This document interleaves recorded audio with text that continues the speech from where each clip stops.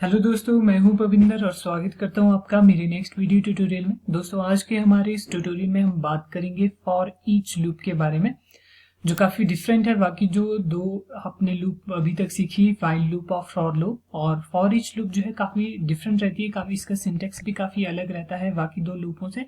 किस तरह से फॉर लूप यूज की जाती है तो आइए चलिए सीखते हैं। सबसे पहले दोस्तों, अगर फॉर ईच लूप की बात करूं तो फॉर ईच लूप जो है काफी हद तक जो है एरेज के साथ यूज की जाती है।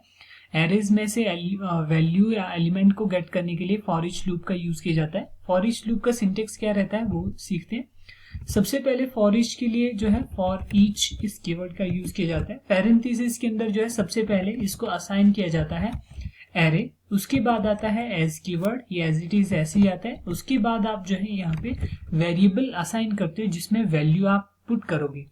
फॉर ईच लूप में क्या, सबसे पहले फॉर ईच कीवर्ड, उसके बाद एरे आप इसको असाइन करोगे जो वैल्यू एग्जिस्ट करता है, कंटेन करता है, और as keyword one by one करके एक एक करके इसमें इस नए वेरिएबल में आइटम्स या वैल्यू जो है पुट करता जाएगा। और उसके बाद ब्लॉक ऑफ कोड के अंदर जो भी आप यहाँ पे कोड लिखना चाहते हो वो आप यहाँ पे लिखोगे, जो भी कोड आप जो है फॉर ईच लूप के अंदर जो है एग्जिस्ट करना चाहते हो या एज एन आउटपुट आप यहाँ पे चाहते हो। तो फॉर ईच लूप का सिंटेक्स कुछ इस तरह से रहता है, एरे, एज कीवर्ड और वेरिएबल वैल्यू। एरे में से एक एक करके वैल्यू इसमें चली जाएगी और जो भी फिर ब्लॉक ऑफ कोड के अंदर आप उसको एग्जीक्यूट करना चाहते हो या उस वैल्यू के साथ जो भी आप काम करना चाहते हो तो वो ब्लॉक ऑफ कोड इस एरे या इस लूप के अंदर रहेगा। तो इसको ज्यादा और क्लियरली समझने के लिए चलिए हम एक एग्जांपल करते हैं। सबसे पहले मैं एक वेरिएबल यहाँ पे लेता हूँ एम्प एरे के नाम से, एम्प्लॉय एरे, ठीक है, जिसमें हमारे पास एम्प्लॉयज के रिकॉर्ड रहेंगे। मैं एक एरे लेता हूँ, मैं यहाँ पे सिंपली जो है नेम्स स्टोर करवाता हूँ, जैसे पविंदर, अमन, रोहित, रमन, ये कुछ एम्प्लॉयज के नाम है जो यहाँ पे मैंने वन बाय वन करके एरे में स्टोर किया है और ये एक वेरिएबल है जो इस एरे को रेफरेंस करता है। अब अगर आपने इस एरे से वन बाय वन करके ये आइटम्स गेट करनी है तो इसके लिए हम फॉर ईच लूप का यूज करते हैं। For each loop, for each, और उसके अंदर सबसे पहले असाइन करते हैं एरे, जो है हमारे पास यहाँ पे एम्प एरे, ये रहा एज कीवर्ड, और उसके बाद आपके पास यहाँ पे एम्प्लॉय नाम का एक वेरिएबल लेता हूँ जिसमें ये वैल्यूज आ रही है। ध्यान से देखिए, ये फॉर ईच लूप में ना तो कोई एक मैंने उसको स्टार्टिंग एंड कहा जैसे बाकी लूप्स में होता है, एक इनिशियल स्टेज उसको देते हैं और उसको कंडीशन लगाते हैं कहाँ तक उसको ले जाना है और उसमें इंक्रीमेंट और डिक्रीमेंट ले जाते हैं जो आगे तक उसको ले जाता है। हम उसको स्टार्टिंग एक एरे यहाँ पे प्रोवाइड कर रहे हैं जिसमें एज कीवर्ड के साथ साथ एक नए वेरिएबल में वन बाय वन करके ये वैल्यू यहाँ पे असाइन हो जाती है। जब फर्स्ट वैल्यू इसको असाइन हो जाएगी उसके बाद जो भी आपने इसका यूजेज किया तो पॉइंटर जो ऑटोमेटिकली स्विच हो जाता है नेक्स्ट एलिमेंट के अंदर, जो भी नेक्स्ट वैल्यू है उसके अंदर, और वो उस नए वेरिएबल में जो है असाइन हो जाती है जो यहाँ पे आपने ये एम्प्लॉय नाम का वेरिएबल डिक्लेयर किया है। इस तरह से वन बाय वन करके जो है पॉइंटर जो है मूव हो जाता है नेक्स्ट आइटम की तरफ। जब ऑटोमेटिकली एरे के एंड में ये यहाँ पे पहुंच जाता है, एंडिंग आइटम के ऊपर पहुंच जाता है, तो ये लूप ऑटोमेटिकली टर्मिनेट हो जाती है, एग्जिट हो जाती है, बंद हो जाती है। तो जैसे मैंने यहाँ पे एम्प्लॉयज के नेम जो है एक एक करके जो है एम्प एरे से एम्प्लॉय इस वेरिएबल के अंदर असाइन किए, तो अगर मुझे एज एन आउटपुट ये सभी चाहिए तो मैं यहाँ पे एको करता हूँ नेम ऑफ एम्प्लॉय और कंकेटिनेट करके एम्प्लॉय इस वैल्यू को हम यहाँ पे देते हैं और बी आर टैग का यूज करता हूँ ताकि न्यू लाइन में जो है एम्प्लॉयज के नाम आते रहे। नेम ऑफ एम्प्लॉय, एम्प्लॉय जो भी यहाँ पे वैल्यू वो यहाँ पे चली जाएगी और बी आर टैग का यूज करके ये न्यू लाइन में आ जाएगा। तो आइए चलिए जरा इसको रिफ्रेश करते हैं। ये देखिए name of employ Pavinder, name of employ Aman, Rohit, Raman, ये सारे जो है वन बाय वन करके एज एन एलिमेंट यहाँ पे असाइन हो गए और एज एन आउटपुट यहाँ पे नजर आ रहे हैं। तो इस तरह से जो है ये हमने जो अभी ये चीज सीखी ये तो एक नॉर्मल जो इंडेक्स एरे है उसके थ्रू हमने यूज किया। हम फॉर ईच लूप का जो है एसोसिएटिव एरे के साथ भी यूज कर सकते हैं। तो आइए चलिए शुरू करते हैं जरा एसोसिएटिव एरे के साथ आप इसको किस तरह से ही सीख सकते हैं या किस तरह से आप इसको यूज कर सकते हैं। तो इसके लिए मैं नया PHP का एक ब्लॉक ऑफ कोड बनाता हूँ और इस ब्लॉक ऑफ कोड के अंदर मैं फिर से एक एरे यहाँ पे डिफाइन करता हूँ। जैसे मुझे यहाँ पे स्टूडेंट रिकॉर्ड यहाँ पे बना रहा हूँ कि इक्वल्स टू एरे, और इसको हम एरे असाइन करते हैं। इसको जरा एसोसिएटिव एरे को थोड़ा और बेहतर तरीके से बनाने के लिए मैंने इसके बीच में गैप दे दिया ताकि थोड़ा अच्छे तरीके से ये सिंटेक्स में यहाँ पे लिख सकूं। सबसे पहले आपको पता है एसोसिएटिव एरे में आता है की, जो मैं उसको एज ए लेबल यहाँ पे दे रहा हूँ। जैसे मैं यहाँ पे देता हूँ फर्स्ट नेम और इक्वल ग्रेटर देन साइन, ये ऑपरेटर आप यूज करोगे। उसके बाद आएगी value, first name Thakur, comma, second label last name and equal to and Ravinder. उसके बाद next is course and PGDCA and semester हम देते हैं इसको सेकेंड, सैम एंड फी देता हूँ 3500। तो ये सारा रिकॉर्ड है मेरे पास। यहाँ पे स्टूडेंट का एक रिकॉर्ड मैंने यहाँ पे पूरा कंप्लीट रिकॉर्ड बनाया है, name, course, semester and fee. ये एक एसोसिएटिव एरे है जो मैंने यहाँ पे क्रिएट किया है। जरा एसोसिएटिव एरे से जो है वैल्यू किस तरह से हम फेच करते हैं फॉर ईच लूप का यूज करके, तो आइए चलिए शुरू करते हैं।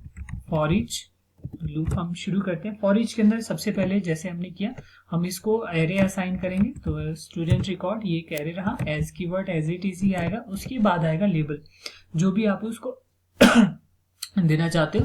जैसे मेरे पास ये यहाँ पे लेबल कीवर्ड ही मैंने लिया, और इक्वल टू एन ये ऑपरेटर जो यूज किया जा रहा है। उसके बाद आएगी वैल्यू, जो भी मेरे पास है। जैसे मेरे पास यहाँ पे जो डेटा है वो यहाँ पे चला जाएगा।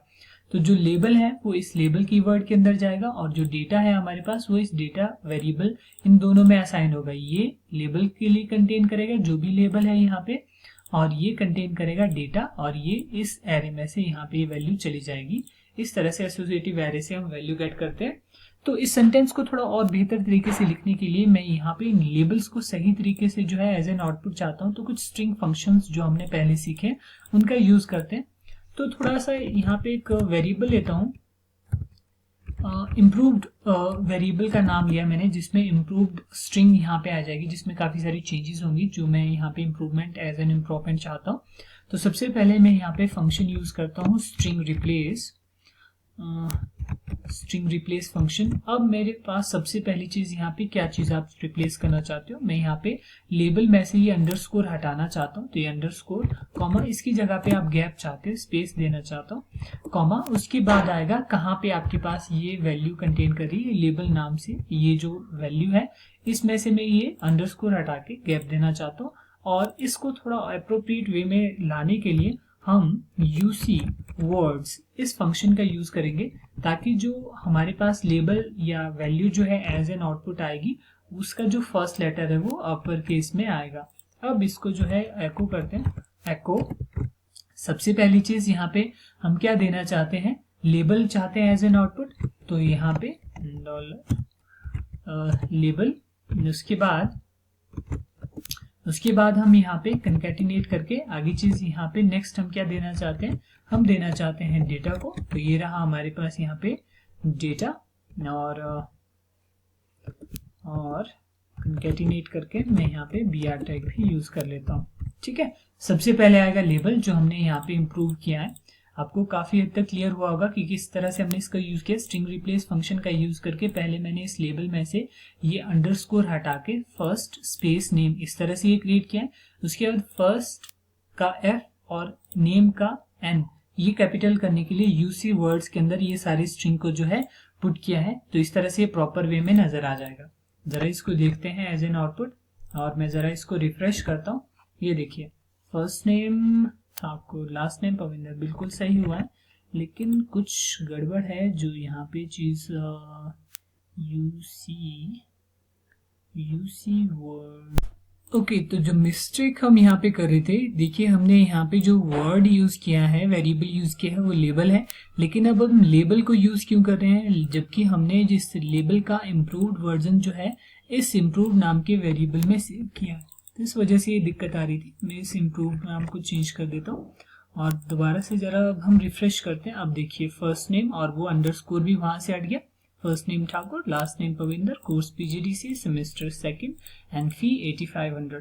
तो इस तरह से जो है आप एसोसिएटिव एरे के साथ भी इसको बेहतर तरीके से यूज कर सकते हैं कि एसोसिएटिव एरे के साथ फॉर ईच लूप किस तरह से काम करती है। ठीक है, तो आइए चलिए एक और एग्जांपल करते हैं फॉर एसोसिएटिव एरे के साथ, जो आपको काफी हद तक और क्लियर कर देगा कि किस तरह से जो है फॉर ईच लूप जो है काम करती है।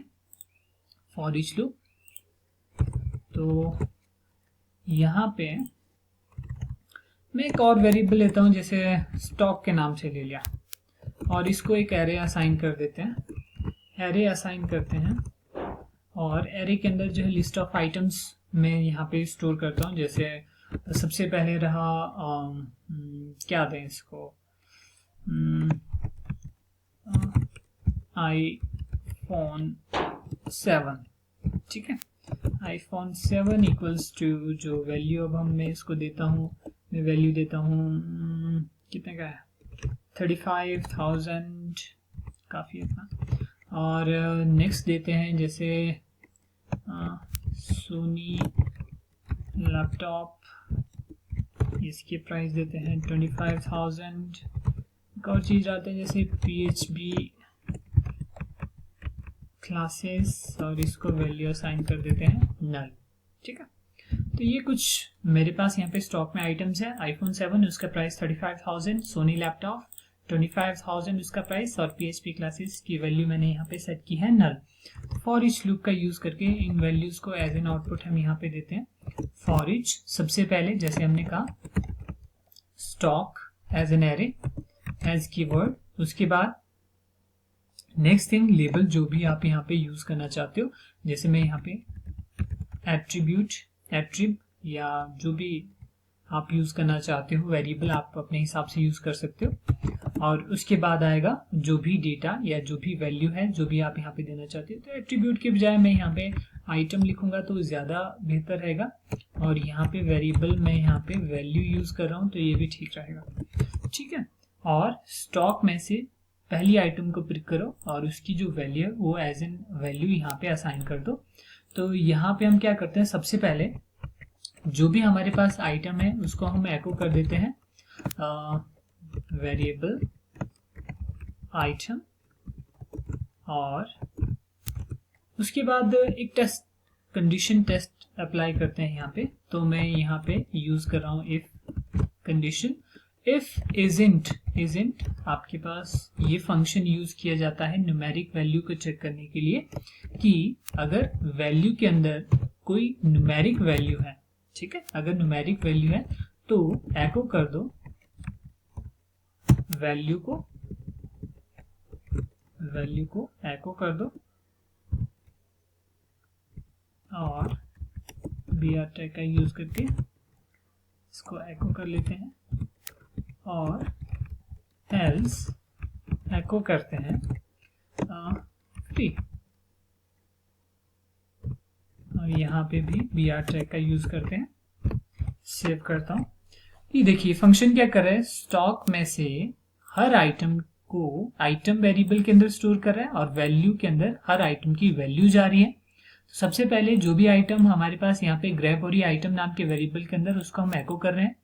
उसके बाद हम टेस्ट कर रहे हैं कि अगर तो वैल्यू नाम का जो वेरिएबल है इसमें कोई न्यूमेरिक वैल्यू है तो उस वैल्यू को एज एन आउटपुट दे दो। अगर कोई न्यूमेरिक वैल्यू नहीं है, जैसे इस केस में हमने इसमें PHP क्लासेस को नल पे सेट किया है, तो हम उसकी जगह पे चाहते हैं फ्री, तो ये एज एन आउटपुट यहाँ पे आ जाए। तो जरा इसको टेस्ट करते हैं। मैं इसको रिफ्रेश करता हूँ। ये देखिए iPhone 7 35,000, Sony laptop 25,000, PHP classes these are free for you. तो इस तरह से जो है फॉर ईच लूप का आप यूज कर सकते हो डिफरेंट एरेज के साथ। एसोसिएटिव एरे हो गया, इंडेक्स्ड एरे हो गया, तो इस तरह से आप इनका यूज कर सकते हैं। और काफी नए दो चार फंक्शंस भी मैंने सिखाए कि इस तरह से इनका भी आप यूज कर सकते हो। होप आपको काफी हद तक क्लियर हुआ होगा कि फॉर ईच लूप का किस तरह से आप यूज कर सकते हैं एरेज के साथ। बहुत इंपॉर्टेंट चीज है। कोई भी दिक्कत परेशानी हो जरूर कमेंट कीजिए, और मेरे चैनल को सब्सक्राइब करना मत भूलिए। और मेरी वीडियोस को देखने के लिए धन्यवाद।